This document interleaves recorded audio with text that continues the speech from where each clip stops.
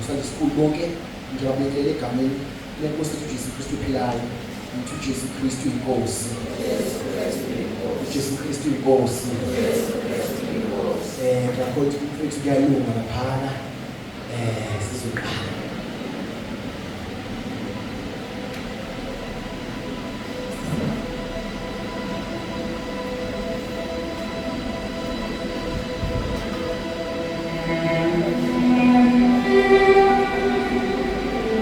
Ibandla likaNkulunkulu libephi?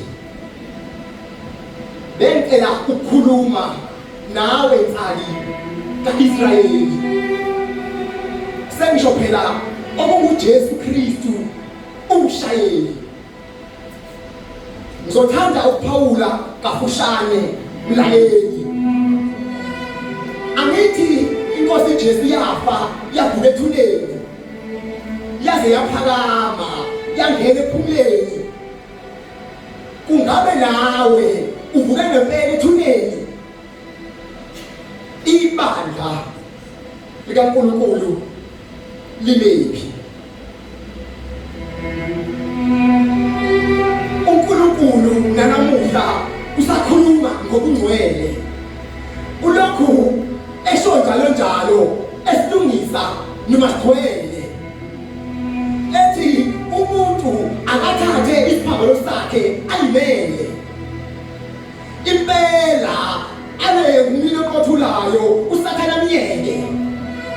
Sengisho nabamlisayo njalo bamthole eyifele. Ibandla likaNkulunkulu libephi? In salvation, we all know some are falling. They even die easily without crawling. But what do we do when they are calling? Indeed, Jesus Christ told us in terms, call me. Yes, remember, God told us, you shall be holy. What does the word say about the glory?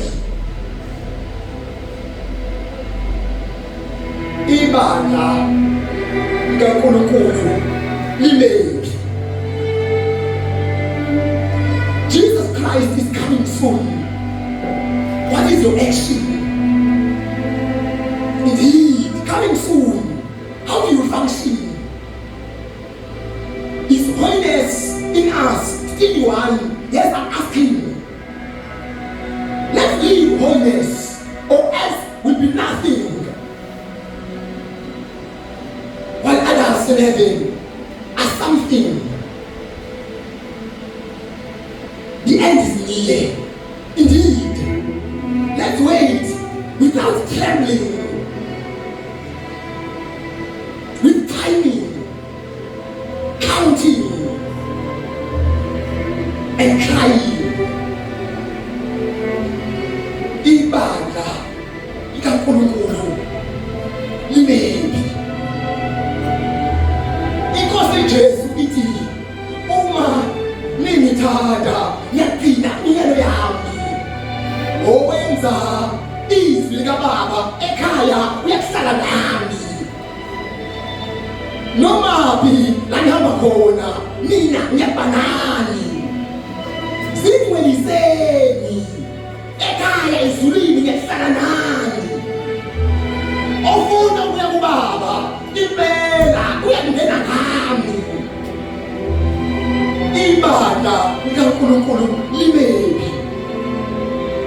Semphetha nje ngithi asibeni ezwini likaNkulunkulu. Silenze nje sikhohlwe yilaba abathi siyibhukubhuku. Sihlale kulona kwabezwe siphume sithi phulukulu. Siphile umuntu wonke aqoqe zakhe ithukuthuku. Sigijime njengesitimela. Yebo phela ukhushukhushu. Ibandla likaNkulunkulu libephi? limephi,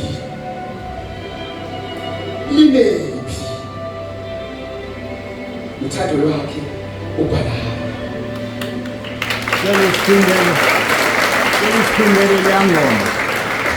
Isiphindele leya ngoma oqale ngayo.